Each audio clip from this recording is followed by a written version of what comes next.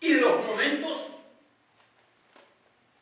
todos, en los cuales él tuvo participación, desde 1936, cuando llega a la política a los 14 años, hasta la actualidad.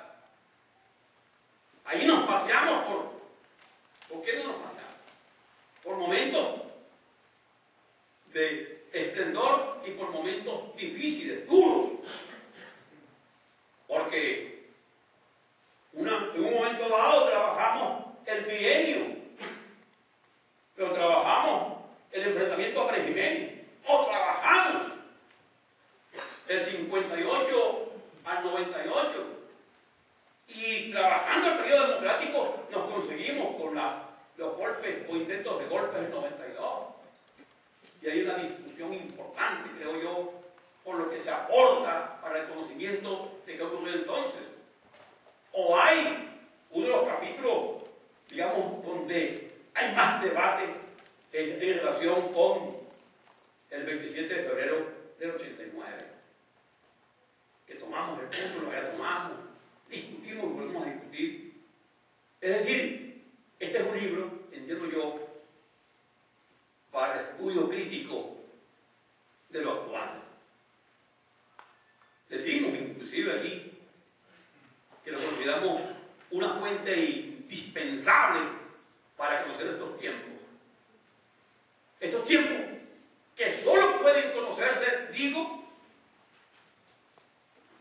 con ese tipo de aporte, con ese tipo de fuente, con la fuente viva. Porque la historia actual, la historia de hoy, desgraciadamente no está documentada como quisiéramos, con documentos a la mano. Y para ir a hacer esa historia tenemos que acudir al testimonio, al testigo presencial, al actor de los acontecimientos. Y en eso andamos levantando testimonios para comprender esta encrucijada que hoy recibe un nombre que aquí se ha recordado en esta tarde: la pesadilla venezolana. Este es el tiempo de la pesadilla venezolana. Creo que ese nombre va a quedar para la historia. No le invento a nadie en particular. Aunque cualquiera te pregunta: epa, Agustín, epa, Alexis, ¿cuándo termina esta pesadilla, chico? Cualquiera te pregunta. Esa es la pregunta que sé por qué. Y allí hay dos respuestas. Los que dicen: no te preocupes, chico, esto termina un día de esto, no te preocupes. Tú sabes que ese es un cobarde, porque uno no sabe correr. Esto no puede pasar. Y aquí queremos ser un poquito más allá. Mira, vale, esta pesadilla no la inventó este hombre simplemente. Pero ella tiene unos cuantos participantes, culpables, responsables. Y tiene muchos intereses que quieren impedir el despertar. Quieren impedir el despertar. Porque una pesadilla vale mientras tú estés dormido. Ahí actúa la angustia, el miedo, la zozobra, todo actúa. Por ello hay que mantenerte dormido para que la pesadilla sea verdadera pesadilla. El régimen tiene los mecanismos dispuestos para mantenernos en pesadilla, y nosotros estamos diciendo por todas partes: ¿cuándo termina esta pesadilla? Como que estamos esperando que alguien nos termine la pesadilla. ¡Ay! Y cuando tú le dices: mira, tenemos que ver esto tal vez en otro sentido, en vez de pensar en el fin de la pesadilla, tenemos que que instrumentar los mecanismos para alcanzar el despertar. Quiero invertir las cosas, que lo que importa no es que nos tengan en pesadilla, sino que inventemos el despertar.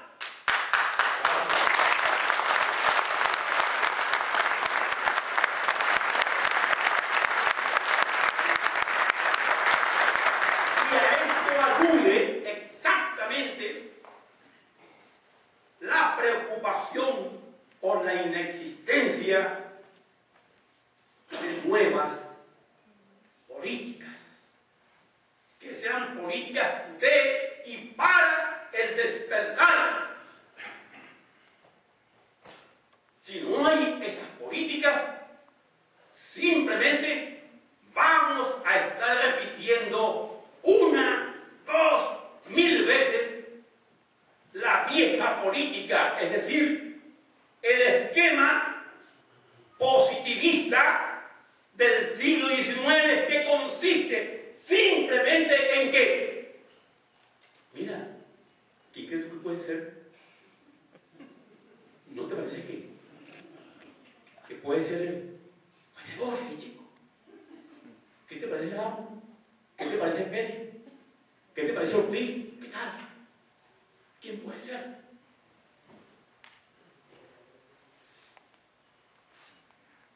Estamos montados en el tren del pasado, en el tren de la pesadilla, en el mismo tren de la pesadilla de allá del momento colombino, del momento en que comienza la invasión colombina que nos hundió en la pesadilla.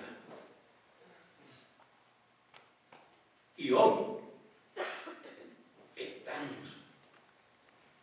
en esa pesadilla. De allí el llamado de Descartes, que esos políticos se lancen a crear la política necesaria aún dentro del esquema democrático. Esa es una enseñanza que nos da uno de los políticos más polémicos que ha habido en Venezuela.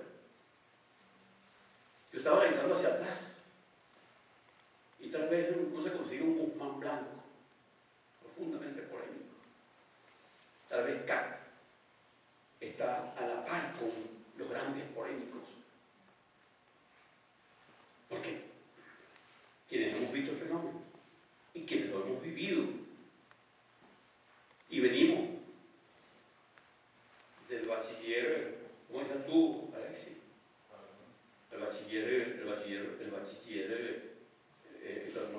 ¿Cómo llamábamos en aquel tiempo nosotros? Acá nos dan de espera.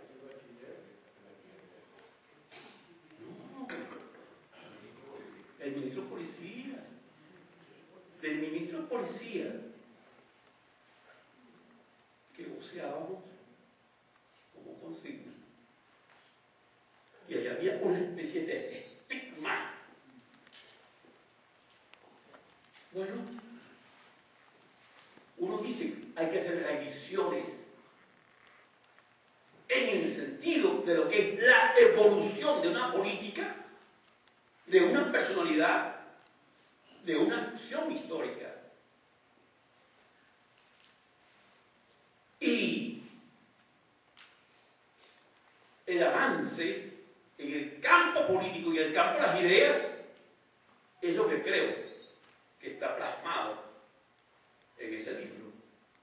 Digo, no para reivindicar a nadie, porque no es labor de la investigación reivindicar a nada, sino que la gente saque sus cuentas y que la gente diga reivindico porque entiendo que hay que reivindicar o que hay que reconocer. Pero no porque la investigación sea o tenga esa finalidad. Sobre todo esta investigación, que lo que quiere hoy aquí es crear fuentes para el estudio de lo actual, que significa crear tiempo para el estudio y sobre todo para construir el amanecer que nos saque, que nos aparte de esta pesadilla en la cual los actuales representantes de los viejos invasores nos han otorgado como una pesada y dura cruz. Tiempo entonces de crear despertar de libertad, pero ello implica esfuerzo, aporte, valor, no confundido con precio, y de verdad política, entendida esta como aporte, creación, inventiva, pensamiento y trascendencia, que no como simple repetición de viejos acuerdos, pactos y negociaciones. Política para la trascendencia, política para crear un verdadero país y no para que permanezca este ex país de la pesadilla. Buenas noches.